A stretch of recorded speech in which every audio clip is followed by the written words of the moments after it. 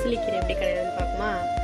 ஒரு இங்கே வந்துட்டு கீரை நல்லா ஒரு 4-5 தடவை அலசி மண் அதெல்லாம் தண்ணி நல்லா சூடாயிடுச்சா.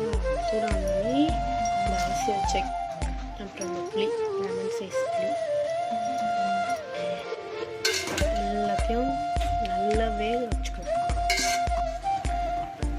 தண்ணி கம்மியாக இருக்குதுன்னு நினைக்காதீங்க. தண்ணி கம்மியாக வச்சு சும்மா ஒரு கிளாஸ் 1.5 கிளாஸ் தண்ணி வச்சா போதும்.